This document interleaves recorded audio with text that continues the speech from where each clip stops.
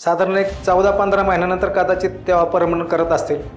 आणि एक 10-11 महिने झाले, दिवस जवळ येत होते, कार्यकाल आता आपलं पुढं कल्याण होईल ही भावना असतानाच त्या काळामध्ये एका मोठ्या कंपनीचा संप चालू होता वेतन करायच्या बाबतीत असेल. आणि त्या कंपनीला आमच्या युनियनने सपोर्ट केला आणि ते काय कारण घडलं माहीत नाही, पण आम्ही जेवढे टेम्पररी होतो आम्हाला सगळ्याला काढून टाकलं. माझ्यामधला अवगुण हे यशाचं मेन कारण ठरलं. बऱ्याच वेळा कुठला तरी आदर्श घेऊन माणूस सांगतो बाई याचा आदर्श पाहिला, त्यांचा आदर्श पाहिला, त्यामुळे मिळालं.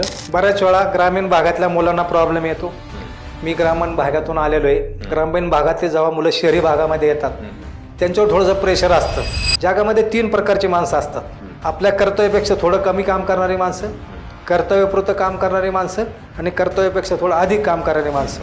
आणि विमानात बसलो आणि 36,000 फुटावरून विमान उडायला लागलं आणि हवाई सुंदरी आली, जेवायला दिलं आम्हाला.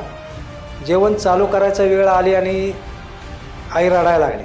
नमस्कार, सर्वप्रथम आपल्या सर्वांचे शुभम मेदनकर या यूट्यूब चॅनलमध्ये सहर्ष स्वागत. आज आपल्यासोबत भारत सरकारच्या पंतप्रधान श्रमश्री पुरस्काराने सन्मानित केले गेलेले माननीय बाजीराव सातपुते सर आहे. शिरूर तालुक्यातील एका छोट्याशा खेडेगावातून, एका शेतकरी कुटुंबातून ते राष्ट्रीय पातळीवरच्या श्रमश्री पुरस्कारापर्यंतचा प्रवास हा आपण त्यांच्याकडून जाणून घेणार आहोत. औद्योगिक क्षेत्रामध्ये काम करत असताना सरांना अनेक राष्ट्रीय आणि आंतरराष्ट्रीय अवॉर्ड मिळालेले आहेत. सर एक उत्कृष्ट व्याख्याते, वक्ते आणि लेखक आहेत. त्याचबरोबर ते अनेक सामाजिक आणि साहित्यिक क्षेत्रामध्ये सक्रियपणे काम करत असतात. सर, आपल्या आजच्या या पॉडकास्टमध्ये खूप खूप स्वागत. नमस्कार. सर्वप्रथम आम्हाला तुमच्याबद्दल माहिती थोडक्यात सांगा. सर्वप्रथम मी आपल्याला धन्यवाद देतो की आपण मला या चॅनलला बोलवलं आणि माझे विचार ऐकण्यासाठी प्रेरित आहात. तर माझं नाव बाजीराव वत्सला गेनभाऊ सातपुते. मूळ गाव आमचं पुणे जिल्ह्यातील शिरूर तालुक्यातील जातेगाव बुद्रुक हे गाव. ओके. आणि सध्या मी एस्केप इंडिया या ठिकाणी कार्यरत आहे. ओके. सर, तुमचं बालपण कुठे गेलं आणि तुमची शैक्षणिक वाटचाल कशी होती?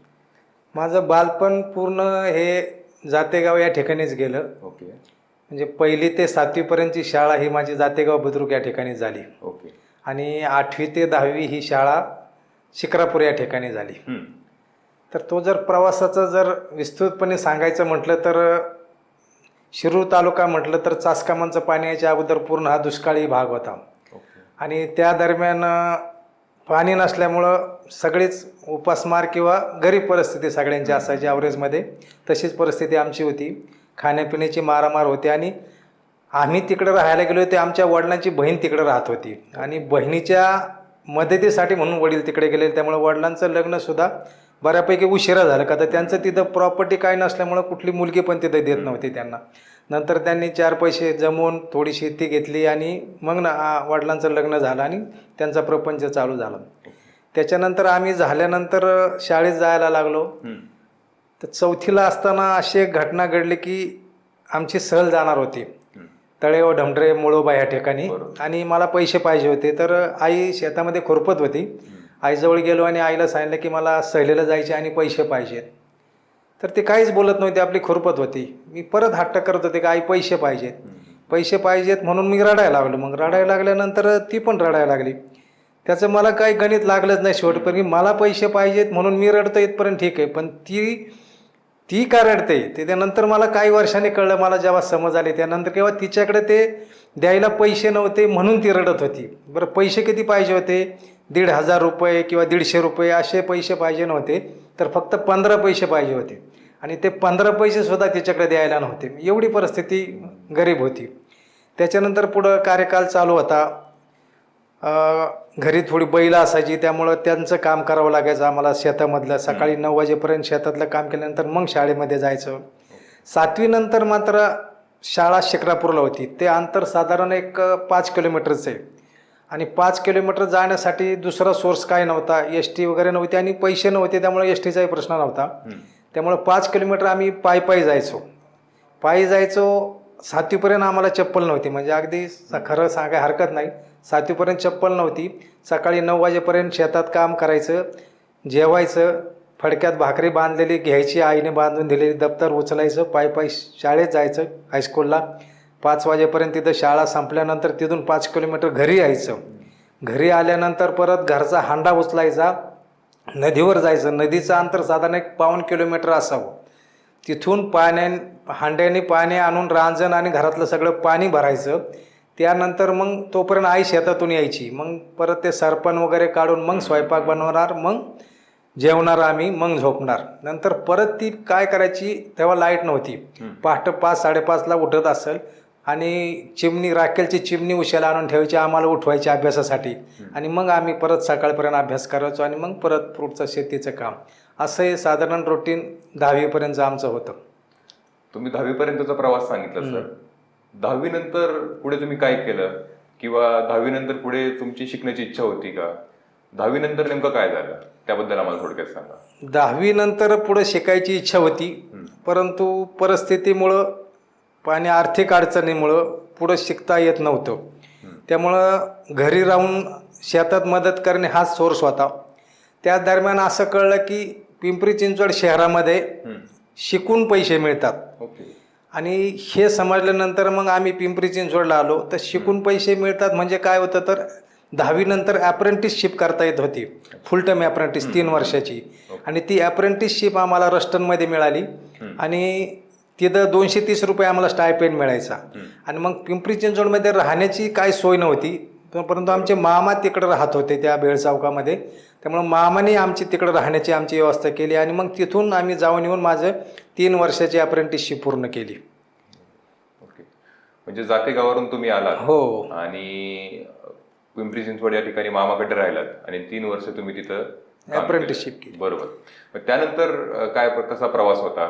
त्याच्यानंतर पुढं आता अप्रेंटिसशिप संपली, आता जॉब शोधायचं काम चालू झालं. जॉब तेव्हाही एवढे झटपट मिळत नव्हते. त्यामुळे सुरुवातीला मी काही दिवस 11 रुपये रोजानं एका मोहननगरमध्ये एका वर्कशॉपमध्ये काम केलं. त्यानंतर तिथून पुढं 22 रुपये रोज मिळतोय असं समजल्यानंतर डिलक्स थिएटरजवळ एक वर्कशॉप होतं, तिथं काही दिवस काम केलं. त्यानंतर मग एक बजाज ऑटोचा कॉल आला इंटरव्ह्यूसाठी. ॲप्लिकेशन केलं होतं की टेम्पररी तिथं घेत होते, 7 महिन्याचा पिरियड द्यायचे. मग तो कॉल आल्यानंतर मी बजाज ऑटोला जॉईन झालो. तो एक पिरियड केला. त्याच्यानंतर तो पिरियड संपल्यानंतर परत आम्हाला तिथून काढून टाकलं. मग मी बजाज टेम्पोला कामाला लागलो. बजाज टेम्पोला कामाला लागल्यानंतर मग तो पगार कमीच होता, इन्कम सोर्स कमी असल्यामुळे याला काही जोडधंदा करता येईल का असा विचार केला. आणि मग तोपर्यंत तो पिरियड पण संपला हा विचार करस्तोवर. आणि मग मी स्पॅको कार्बोरेटरला परत टेम्पररी म्हणून जॉईन झालो. आणि मग भाजीचा व्यवसाय करता येईल का ह्यावर विचार करत असताना खराळवाडीला एक बनकर नावाचे आमचे मित्र होते, ओळख झाली होती त्यांची, विश्वनाथ बनकर, आळ्या फाट्याचे राहणारे व्यक्ती. याच्या कॉलनीमध्ये त्यांचा भाजीचा व्यवसाय होता. आणि मग त्यांना मी म्हटलं असं करायचा विचार आहे, पण माझी ड्युटी सकाळची असते, एवढ्या सकाळी भाजी आणू शकत नाही आणि होलसेल भाजी ही पिंपरीला सकाळी मिळते. तर तो म्हणला काळजी करू नको, मी तुझी भाजी घेऊन ठेवत जाईल, तू कामावून सुटल्यावर येत जा आणि इथून मी घेऊन भाजी घेतलेली तू घेऊन तिकडे नेऊन विकत जा. त्याप्रमाणे मग तसा सांगितल्यानंतर तसा प्रवास चालू झाला. भेळ चौकातून सायकलवर स्पॅको कार्बोरेटरला जायचं, तिथं 8 तास ड्युटी करायची. तिथून सायकलवर स्पॅको कार्बोरेटरवरून खराळवाडी याच्या कॉलनीत जायचं. तिथं गेल्यानंतर त्या 2 पिशव्या भाजीच्या भरायच्या, सायकलला हँडलला अडकवायच्या, तिथून सायकल मारत भेळ चौकामध्ये यायचं. तिथं मग ती एक फळी मांडायची, त्याच्यावर त्या पाट्या मांडून ती 9 वाजेपर्यंत भाजी विकायची. परत सगळं आवरून घरी जायचं, जेवायचं, झोपायचं आणि सकाळ परत ड्युटी. हे असं जीवनचक्र चालू राहिलं. त्याच्यानंतर काळ पुढं सरकत होता. परत स्पॅको कार्बोरेटरचा पिरियड संपला आमचा. मग त्याच्यानंतर मी फिनोलेक्स मशीन डिव्हिजन या ठिकाणी कामाला लागलो. फिनोलेक्सला लागल्यानंतर भाजीचं ही धावपळ होत होती आणि अपेक्षित उत्पन्नही मिळत नव्हतं. मग वेगळं काय करता येईल का असा विचार करत असताना भेळ चौकात राहत असल्यामुळे तिथं मी येऊन बसायचो. तिथं विवेक समुद्र नावाचा एक ग्रस्त होता, तो भेळीची गाडी चालवायचा. आणि त्यांनी मला पाहून ती शिकवली. आणि मग भेळीचा व्यवसाय करता येईल का ह्यावर विचार करू लागलो मी. आणि त्यांनी गाईडलाईन सगळी दिली किंवा गाडी कुठं तयार करून मिळेल किंवा काय बनवायची, कशी बनवायची असं. मग बजाज ऑटोचा पिरियड मागाशी मी तुम्हाला सांगितलं बजाज ऑटोचा मी पिरियड केला होता. तर बजाज ऑटोचा पिरियडचे पैसे मी साठवून ठेवले होते. ते पैसे घेऊन मी पुण्यामध्ये रज्जाक भाई म्हणून एक गाड्या बनवणारा माणूस होता, हातगाड्या, त्याच्याकडे आलो. त्याला सांगितलं की अशी मला गाडी बनवायची आणि स्ट्रक्चर सगळं सांगितलं. ठीक आहे मला हरकत नाही. आणि 1600 रुपयाला तो व्यवहार ठरला आणि गाडी त्यांनी बनवली आणि मला समजलं की बनवून झाली, घेऊन जा. म्हणून गाडी आणायला मी गेलो. संध्याकाळनं 5:45 वगैरे वाजले असतील. तर गाडी रेडी होती. त्यांची जी काही सर्टन ठरलेली अमाऊंट आहे ती दिली आणि मला म्हटले कसे घेऊन जाणार.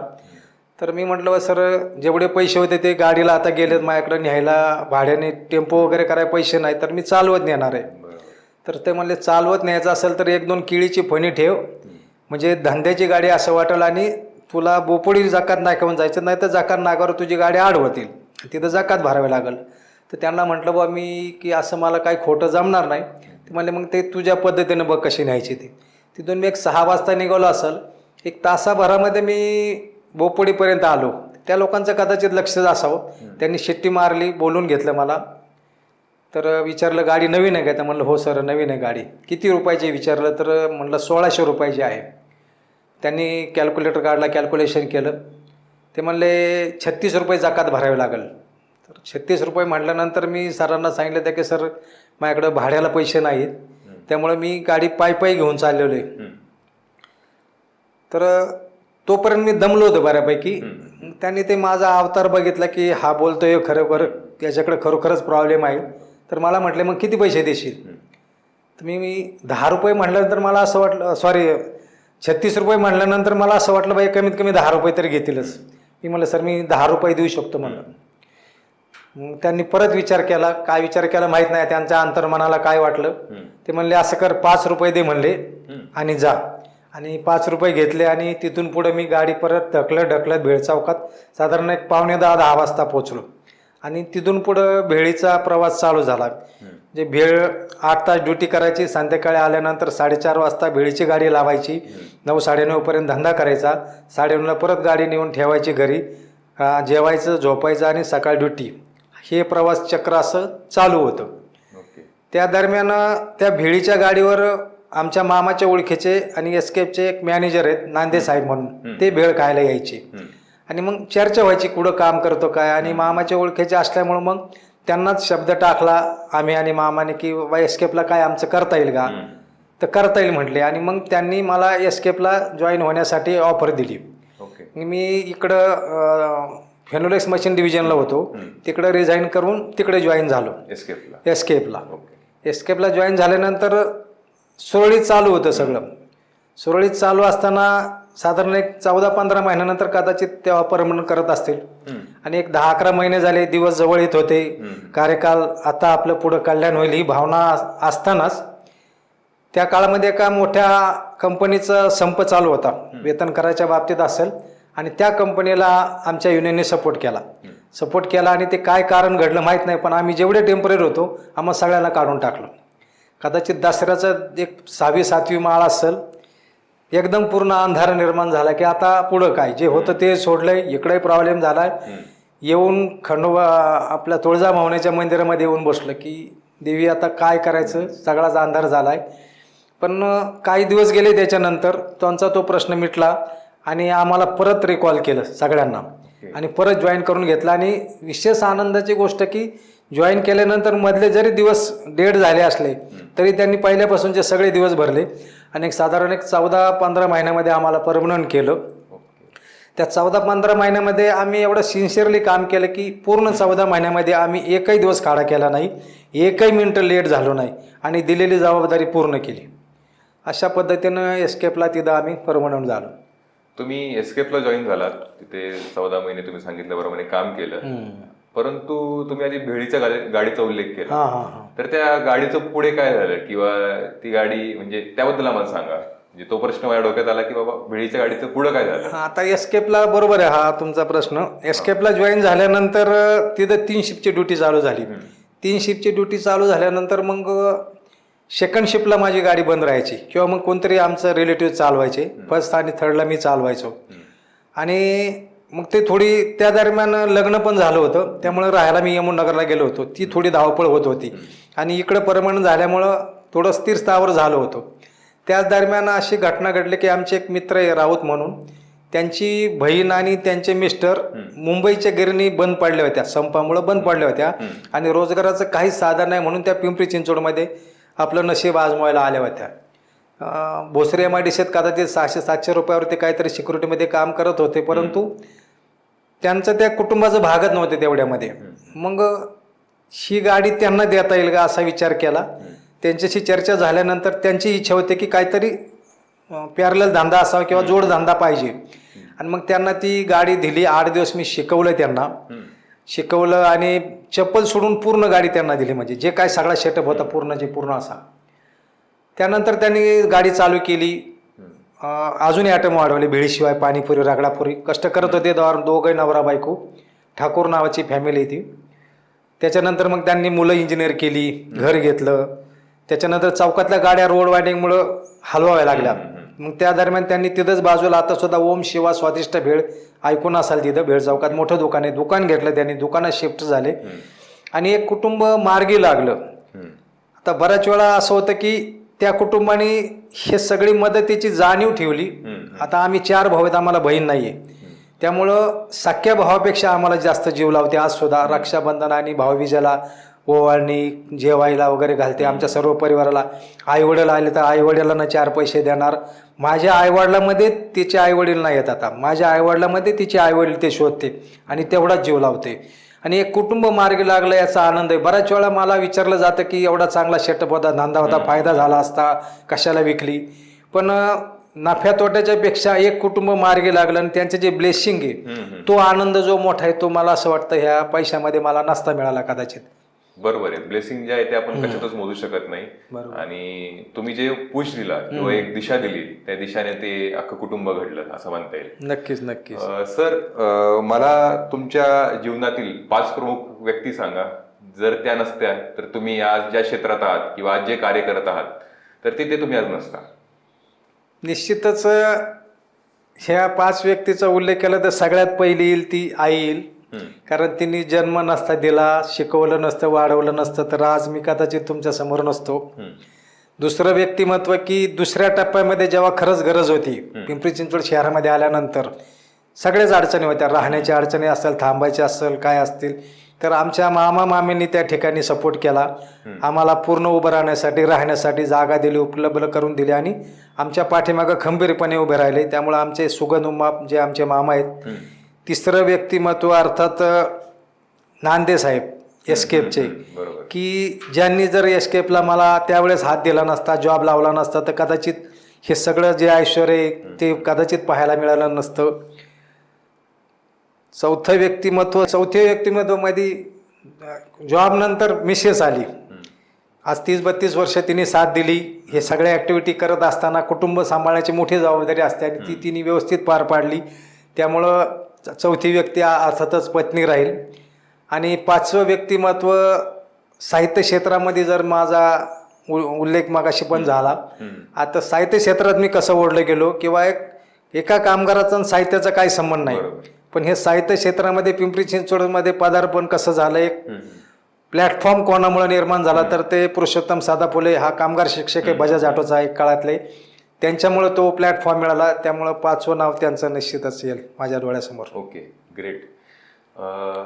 सर, तुम्हाला जर आज विचारलं की तुमच्या यशाचं रहस्य काय, तर त्याचं उत्तर तुम्ही काय द्याल? किंवा अशी कुठली गोष्ट आहे ज्याच्यामुळे तुम्हाला वाटतं की मी आज जे काय किंवा आज जे मला यश मिळाले तर ते यश त्या गोष्टीमुळे मिळाले? आता यश मिळालं याचं जर विश्लेषण करायचं म्हणलं तर थोडंसं वेगळ्या टाईपचं आहे, पण सत्य येते की माझ्यामधला अवगुण हे यशाचं मेन कारण ठरलं. बऱ्याच वेळा कुठला तरी आदर्श घेऊन माणूस सांगतो बाई याचा आदर्श पाहिला, त्यांचा आदर्श पाहिला, त्यामुळे मिळालं. अवगुण ह्या अशा अर्थाने की मला बोललेलं सहन होत नाही. आणि कुठल्याही ठिकाणी आपण जॉब करत असताना किंवा नोकरी करत असताना जर तुमच्याकडून काही चुका झाल्या तर निश्चितच तुमचे वरिष्ठ कोण आहे ते बोलणारच. बरोबर. मग स्वतःला असं प्रिपेअर करायचं की तुमच्याकडून काही चुकत नाही झाली पाहिजे. आणि ते करत गेलो. आणि नुसतं एक काम करून तुम्हाला जमणार नाही, तुमच्यामध्ये मल्टी स्किल पाहिजे. तुम्हाला कुठलंही काम सांगितलं तर आलं पाहिजे. आणि त्या भावनेतून करत गेलो होत गेलं आणि आपोआपच मग यश मिळत गेलं. आता कंपनीमध्ये काम करत असताना जर त्याचं विश्लेषण करायचं म्हणलं तर की एखाद्या ठिकाणी तुम्ही काम करताय, तुमचा 8 तास जॉब आहे तो करताय, पण डेली 8 तास करता हे रेग्युलर ड्युटी झाली, पण तिथं काही अडचणी असतात, काही इम्प्रूव्हमेंट असतात, त्या तुम्हाला करायचे आहेत. तर त्या मी करत गेलो. मला मॅनेजमेंटचा त्याच्यामध्ये मोठा सपोर्ट मिळाला की हार्डवर्क न करता स्मार्ट बरोबर जास्त लक्ष दिलं. लोकांना ज्या ज्या ठिकाणी काय अडचणी वाटतात काम करताना, म्हणजे क्वालिटीचे संबंधित असतील, सुरक्षेशी संबंधित असतील, मानसिक शारीरिक कष्टाचे असतील, गुणवत्ता वाढीचे असतील, उत्पादन वाढीचे असतील, याच्यावर आम्ही मेन फोकस केला आणि त्याच्यावर काम करत गेलो. हे काम करत असताना आता कायझन हा कन्सेप्ट सध्या मार्केटमध्ये ऑल ओव्हर सगळीकडे आहे, परंतु पूर्वी एक 15-20 वर्षापूर्वी आयडिया हा कन्सेप्ट होता. कायझन हा एक 5 किंवा त्यापेक्षा जास्त लोक मिळून करतात आणि आयडिया हा इंडिव्हिज्युअल करायची गोष्ट होती. तर त्या काळात अमर भट म्हणून एक मॅनेजर होते जे बिझनेस एक्सलन्स आमचं पाहायचे. तर त्यांनी तो कन्सेप्ट कंपनीत राबवल्यानंतर आयडिया आम्ही थोड्या थोड्या देत होतो. एक दिवस असंच राऊंडला आल्यानंतर मला विचारलं की बाजीराव तू किती आयडिया देणार. आता एवढा मोठा मॅनेजर विचारतोय म्हटल्यानंतर मी त्यांना सांगितलं की सर एक 6-7 आयडिया मी देऊ शकतो. ते म्हणले मला तुझ्याकडून 6-7 नाही, मला 25 पाहिजेत. ठीक आहे म्हणलं सर, प्रयत्न करतो म्हणलं. आणि एक प्रेरणा मिळाली आणि 6-7 झाल्या, 10 झाल्या, 25 झाल्या. 25 झाल्यानंतर थोडीशी उत्सुकता वाढली की बाबा 25 झाल्यात, मग अख्ख्या एस्केपमध्ये हायेस्ट कोण आहे ते शोधलं. तर असं लक्षात आलं की एक महामुनी नावाचा एक कर्मचारी कामगार आहे, त्याच्या 32 आहेत. मग जवळ आहे म्हणलं, आपण क्रॉस करू शकतो. आणि मग अजून शोध घेतला, अजून इम्प्रुव्हमेंट चालू केल्या. मग ते 32चे 47 झाले, 60 झाले, 100 झाले, 125 झाले.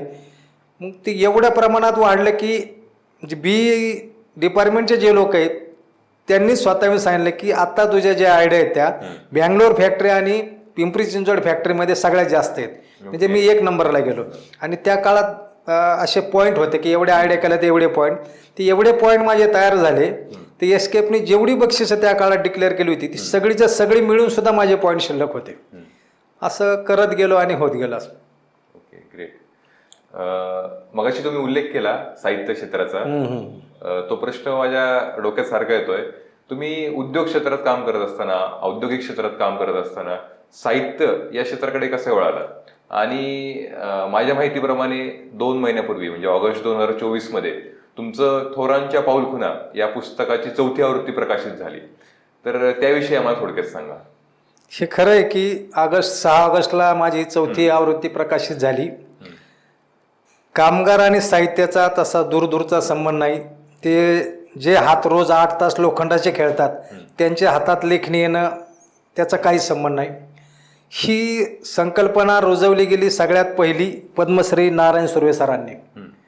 नारायण सुर्वे सर हा साहित्यातला खूप मोठा बाप माणूस. कामगार क्षेत्राशी संबंधित कामगार आणि पिंपरी चिंचवडमध्ये त्यांचा बऱ्यापैकी वावर होता. पिंपरी चिंचवड ही औद्योगिक नगरी आणि त्यांना असं वाटायचं की हे जे हात 8 तास घाम गाळतात यांच्याकडून सुद्धा साहित्य निर्मिती होऊ शकते, फक्त त्यांना थोड्याशा मार्गदर्शनाची किंवा आधाराची गरज आहे.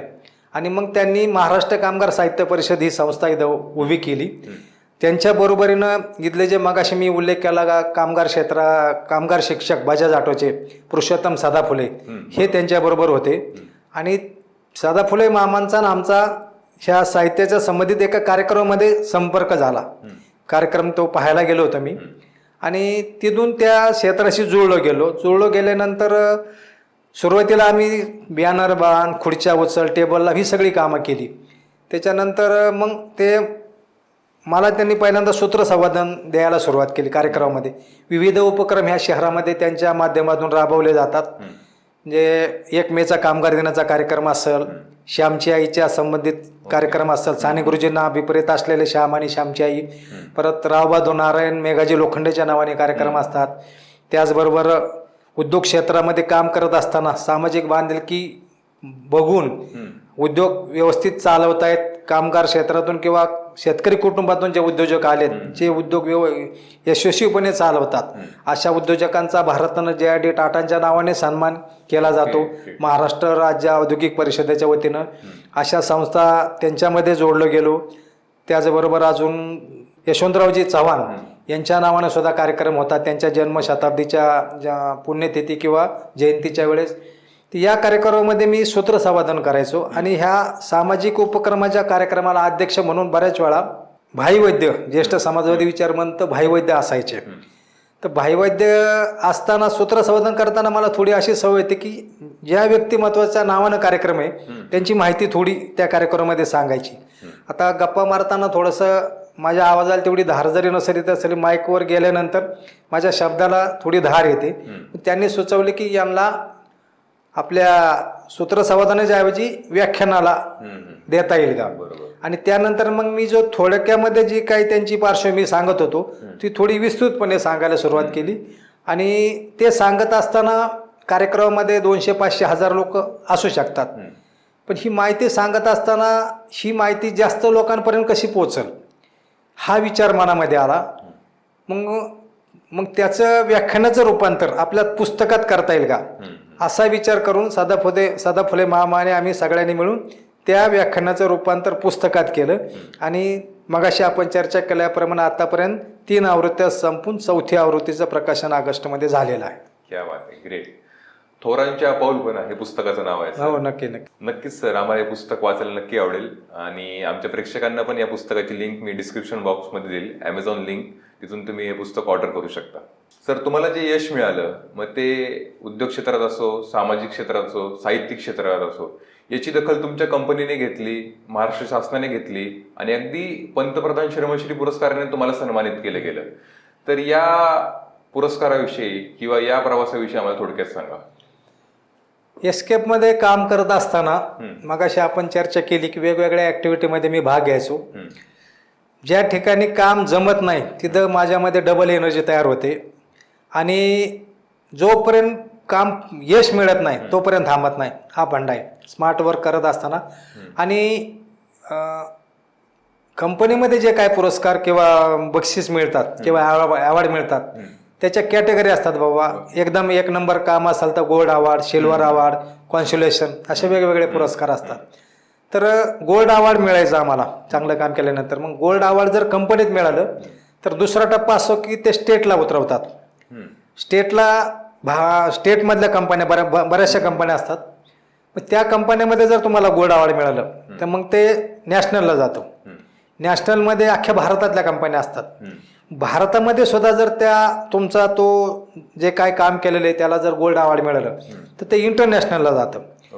तर असा तो साधारण प्रवास आहे. तर असे भरपूर काही जण आहेत, म्हणजे मी जेवढे केले ते कदाचित कंपनीत कोणी केले नसतील असं मला वाटतं. आणि करत असताना त्याची दखल घेतली गेली, कंपनीत गोल्ड अवॉर्ड मिळाले, ते नंतर स्टेटला गेलं, स्टेटला गोल्ड अवॉर्ड मिळालं, त्याच्यानंतर नॅशनलला गेलं. नॅशनलला आमचं गोल्ड अवॉर्ड गेलं ते चेन्नईला होता कार्यक्रम तो. ICQC ही एक संस्था आहे, ती हे सगळं ऑर्गनायझेशन राबवते कॉम्पिटिशन. तर तिथं ICQCला आम्हाला मिळालं पहिलं. इंडियाला NCQC आहे, NCQC इंडियामध्ये, तर तिथं आम्हाला नॅशनल अवॉर्ड मिळालं, गोल्ड अवॉर्ड मिळालं.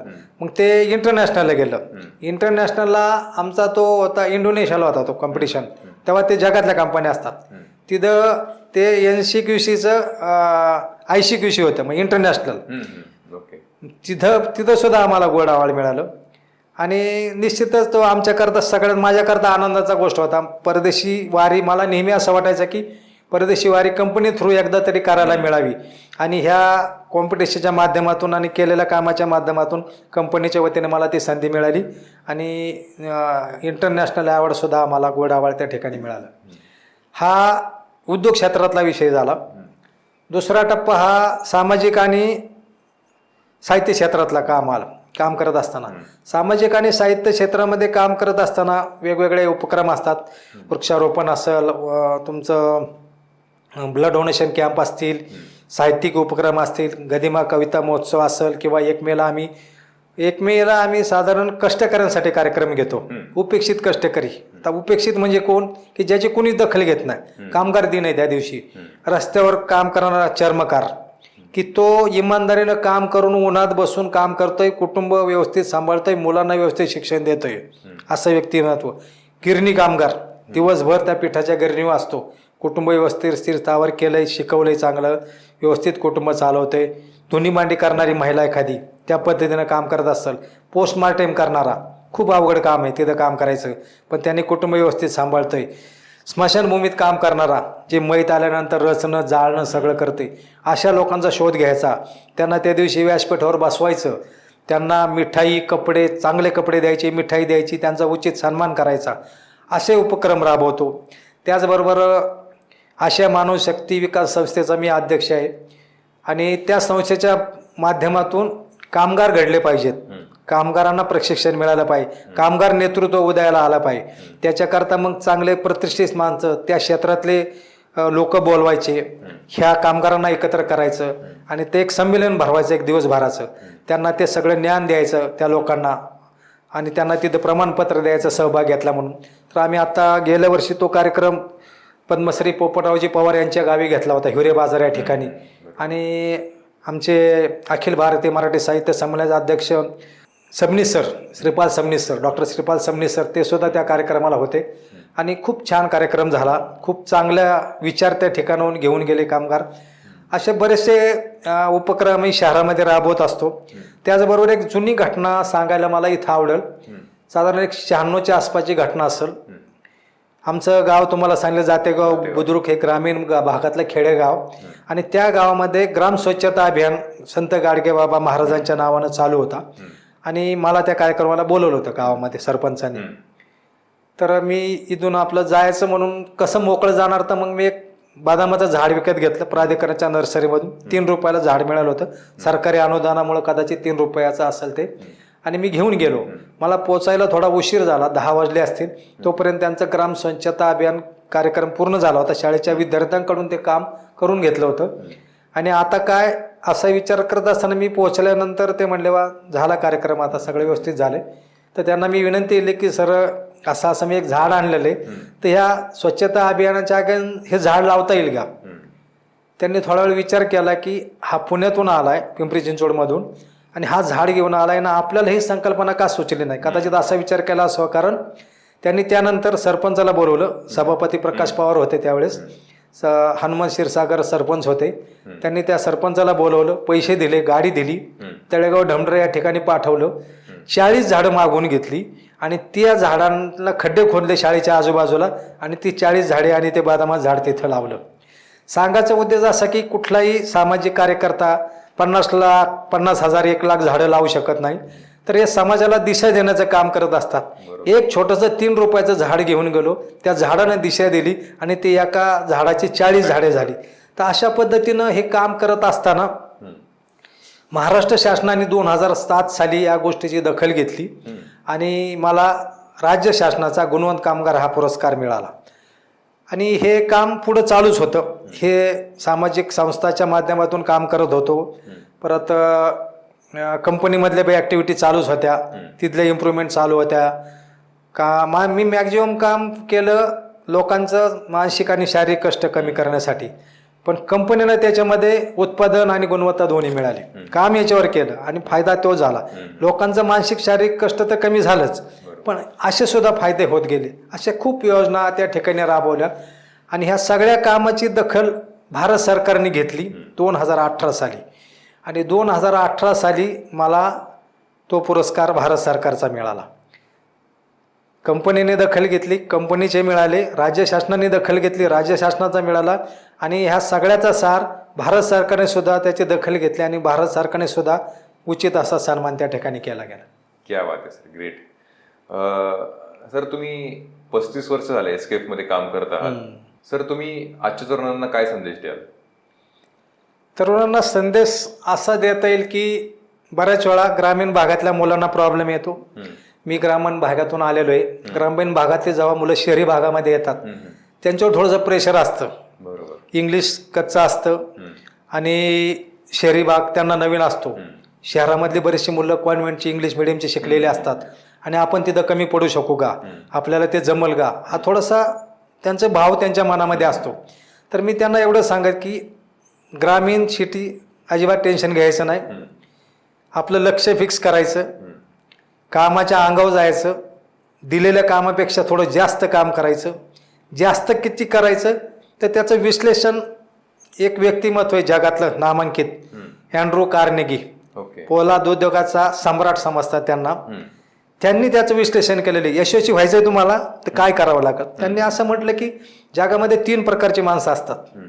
आपल्या कर्तव्यापेक्षा थोडं कमी काम करणारी माणसं, कर्तव्यपुरतं काम करणारी माणसं आणि कर्तव्यापेक्षा थोडं अधिक काम करणारी माणसं.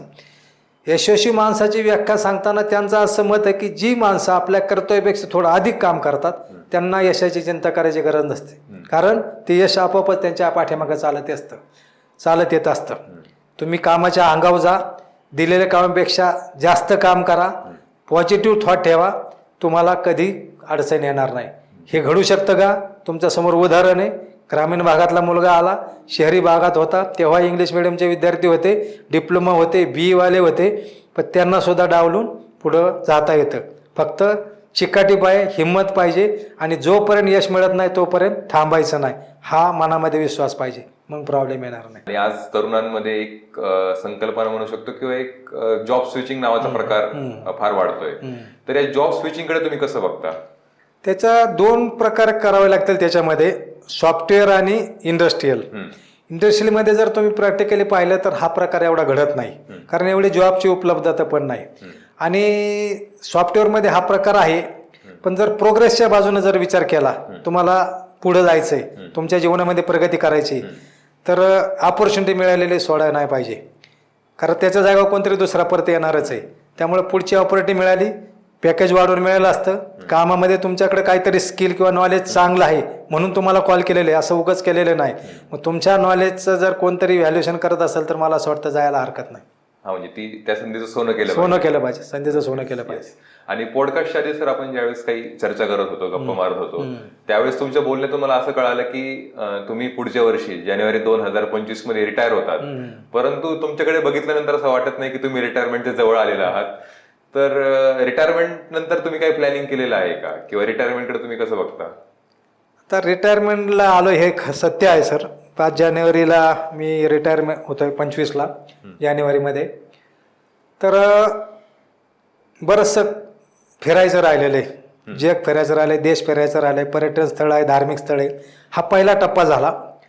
परंतु उद्योग क्षेत्रामध्ये काम करत असताना किंवा सामाजिक क्षेत्रामध्ये काम करत असताना जेव्हा जग आणि देश जवळून पाहतो तेव्हा असं लक्षात येतं की लोकांमध्ये आजाराचं प्रमाण खूप भयान वाढलेलं आहे. महिलांमध्ये गर्भाशयाचे आजार असतील, भारतामध्ये जगात आपले डायबिटीजचे पेशंट जास्त आहेत.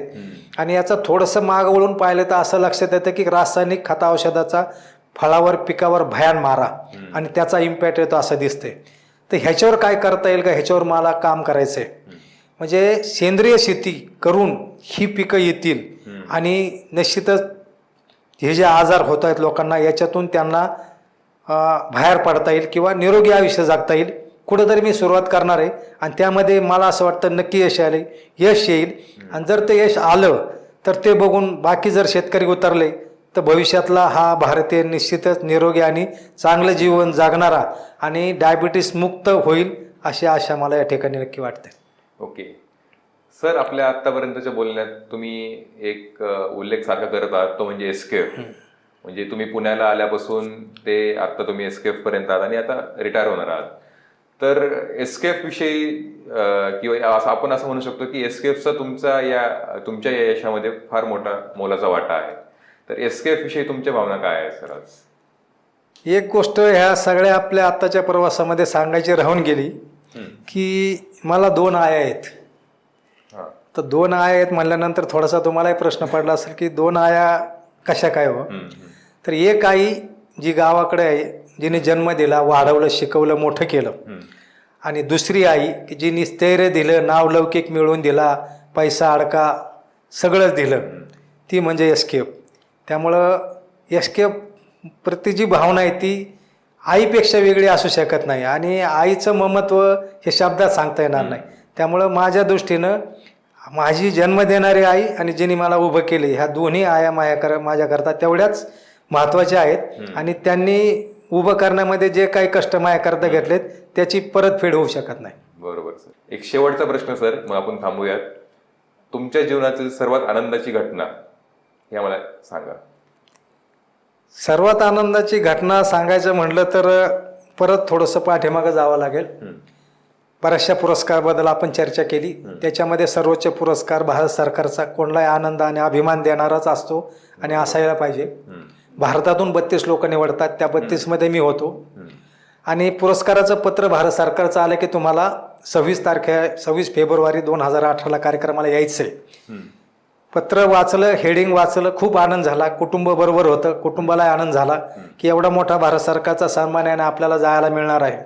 सगळे आनंदात होते. आणि त्याच दरम्यान पत्र बारीक वाचलं गेलं. बारीक वाचल्यानंतर असं लक्षात आलं की एका माणसाबरोबर एकच माणसाला अलाउड आहे. धर्मसंकट पुढे उभं राहिलं की एक माणूस नाही ह्याचा कोण. एक माणसाची निवड करताना घरामध्ये माणसं किती होती? एक जन्म देणारी आई की जिने जन्म दिला नसता, वाढवलं नसतं, शिकवलं नसतं, तर कायचा पुरस्कार आणि कशाचं काय. दुसरं व्यक्तिमत्व ज्यांनी 32 वर्ष लग्नानंतर साथ दिली, प्रत्येक अडीअडचणीमध्ये खंबीरपणे उभी राहिली ती. तिसरं व्यक्तिमत्व मुलगी लग्नाला आलेली आहे, ह्या पेपरवर्कमध्ये तिने बरीच मदत केली होती, तिला यायची इच्छा आहे. आणि चौथं व्यक्तिमत्व, ह्या 3 व्यक्तिमत्वाची ॲक्च्युली इच्छा होती यायची आणि एकाला न्यायचं कोणला, आणि चौथा मी होतो. एक न्यायचा धर्मसंकट उभं राहिलं. मग या दोघांना मी समजून सांगितलं, मुलीला आणि पत्नीला, की काही ना काही ॲक्टिव्हिटी चालू असतात, भविष्यात संधी येऊ शकते, त्यामुळे ह्यावेळेस आईला नेऊया, कारण भविष्यात संधी आली ना आईच नसली तर मग काय करायचं. आणि त्यांनी पण ते मान्य केलं आणि आईला न्यायचं ठरलं. आईला सांगितलं असं असं जायचं आपल्याला कार्यक्रमाला. तेव्हा आई म्हणली, बाबा मला कशाला, तू पत्नीला घेऊन जा. तर म्हणलं नाही आई, त्यांची इच्छा आहे की तू यावं म्हणून. आणि जायचा दिवस ठरला. निघालो आम्ही. 9वारी साडीतली आई बरोबर निघाली. लोहगाव एअरपोर्टला पोचलो. लोहगाव एअरपोर्टला पोचल्यानंतर कावरी बावरी होऊन सगळं पाहत होते आई. का तर एअरपोर्ट आणि विमान जन्मल्यापासून पहिल्यांदाच पाहिलेलं जवळून, टी व्हीमध्ये किंवा पिक्चरमध्ये पाहिलेलं असेल कदाचित. कावरी बावरी होऊन पाहत होती. वेळ झाली, विमानात बसलो. विमान जेव्हा टेक ऑफ व्हायची वेळ आली तेव्हा मला वाटतं की ही घाबरेल कदाचित. मग थोडा वेळ बोलण्यात गुंतवून ठेवलं तिला. विमान स्टेबल झाल्यानंतर मग गप्पा मारायला सुरुवात केली. दिल्ली एअरपोर्टला उतरलो.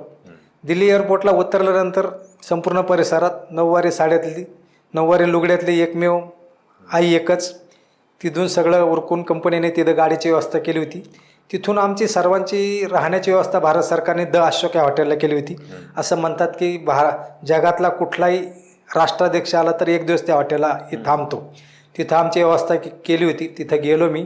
सगळे सोपस्कार पार पाडले. तिथं तोपर्यंत भारतातले बाकी लोक आले होते.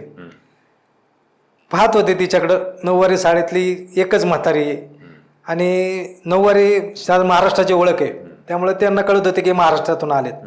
आणि सांगायला आनंद वाटतं की तिथं 32 पैकी 31 जण जे होते त्या सगळ्यांच्या बायका होत्या. आई असलेलं व्यक्तिमत्व मी एकटाच फक्त. त्यामुळे ते यायचे, आईच्या पाया पडायचे. आई पाहून सगळं हुरळून गेली होती. कधी पाहिलेलं नाही असं हॉटेल, कधी 10 रुपयाचा चहा प्यायलेला नाही ती, रूम वगैरे सगळं जेवण. तर ती बिचारी कधी 10 रुपयाचा हॉटेलमध्ये चहा पिलेली नसेल, तिथं 200 रुपयाचा चहा प्यायला होता. सगळा आनंद सोहळा आनंदानं पाहत होती. कार्यक्रम झाला, व्यवस्थित सोहळा पार पाडला. नंतर राष्ट्रपती भवन पण पाहिलं. सगळा आनंद डोळ्यात साठवून परत निघालो. परतीचा प्रवास सुरू झाला. 4 दिवस ती धाम होतो. 4 दिवसाचा सगळा खर्च जाण्या येण्याचा आणि राहण्याचा भारत सरकारने केला आमचा. आणि विमानात बसलो आणि 36,000 फुटावरून विमान उडायला लागलं आणि हवाई सुंदरी आली, जेवायला दिलं आम्हाला. जेवण चालू करायचा वेळ आली आणि आई रडायला लागली. तर मला कळाना काय भानगडे, आई का रडायला लागली म्हणून. तिला विचारलं मी की आई काय झालं बाबा, का रडते तू, दुखतंय का काही? तर म्हणली नाही बाळा. त्याच्यानंतर मग म्हणलं जेवण बरोबर नाही का? ते पण तिला नाही म्हणली, जेवण पण चांगलं आहे. मग काय झालं म्हणली. मग ती सांगायला लागली 72च्या दुष्काळामधलं. म्हणली बाळा 72चा दुष्काळ होता, काहीच खायला नसायचं आणि थोडंफार काय केलं ना, शिजवलं की तुम्ही 4 पोरं आणि तुझा वडील 6 फूट हाईट, तब्येत अशी, सगळंच खाऊन टाकायची आणि काय शिल्लक नाही राहायचं. आणि मग पाणी प्यायचं, झोप आणि तसंच झोपून जायचं. त्याच्यानंतर मग सकाळ उठायचं, परत आवरायचं, कामाला लागायचं. जाता जाता मोसंब्याच्या बागा सुकलेल्या असायच्या आणि त्या मोसंब्या दगडाने टेचायच्या, खायच्या आणि त्याच्यावर राहायचं. आणि हे करत असताना बाबा तुझ्या वडिलांनी सुद्धा खूप कष्ट घेतले. कारण आम्ही जिथं राहत होतो ना ते तुझ्या आत्याचं घर होतं, आमचं स्वतःचं नव्हतं. आणि त्यांना बैल नसायची. त्यामुळं मग तुझं वडील 6 दिवस दुसऱ्याच्या शेतात काम करणार आणि मग 7व्या दिवशी तो शेतकरी बैल हाकाय द्यायचा त्यांना असं. आणि ती बैल पण कधी कधी मिळायची नाहीत. मग वडील काय करायचे, लिमगाव दावडीला पाय जायचे, तिथून बैल घेऊन यायचे. डोक्यावर ते मोठ नाडा सौंदर जातेगावला यायचं 32 किलोमीटर पायी शेतीचे काम करायचे, परत बैल नेऊन द्यायची. तुझ्या बापाने पण खूप कष्ट घेतले. ते जरा भावनिक झाल्यामुळं सगळंच आठवलं मला असं होतं. प्रसंगच भावनिक आहे. आणि मग म्हणली बाबा आता सगळं व्यवस्थित झालं, सगळं भरून पावलं, तुम्ही सगळी मुलं रांकेला लागलेत, घरदारं गाड्या गोड्या सगळं आहेत. आज हा 16 माझ्या वाट्याला आला. माझ्यासारखी श्रीमंत आज जगात कोणी नाही. मला 4-2 कोटी रुपये जरी दिले ना बाळा, त्याचं मला काय कौतुक नाही. बाळा गावामध्ये आता माझ्या मैत्रिणीत ना त्या खूप श्रीमंत आहेत, त्यांची मुलं खूप मोठमोठ्या पदावर काम करतात, पण हे सुख तिच्या वाट्याला पण नाही आलं जे माझ्या वाट्याला आलं. माझी कूस पावन झाली आणि अश्रूला वाट करून दिली आणि आनंदाने घरी आलो. आणि हा जीवनातला आनंद सोहळा मात्र कायम स्मरणातच राहिला. खूपच भावनिक क्षण होता सर. आणि तुम्ही सांगताना तुम्हाला भरून आलं, त्याबरोबर मला पण भरून आलं. आणि खरोखरच एका छोट्याशा खेडेगावातून येऊन ते भारत सरकारच्या पंतप्रधान श्रमश्री पुरस्कारापर्यंतचा प्रवास हा आपण स्वतः सरांकडून ऐकला. सर, आपण वेळ काढून या पॉडकास्टसाठी उपस्थित राहिलात. तुमचा जीवन प्रवास हा आमच्यासमोर उलगडला, त्याबद्दल आपले खूप खूप धन्यवाद. धन्यवाद सर.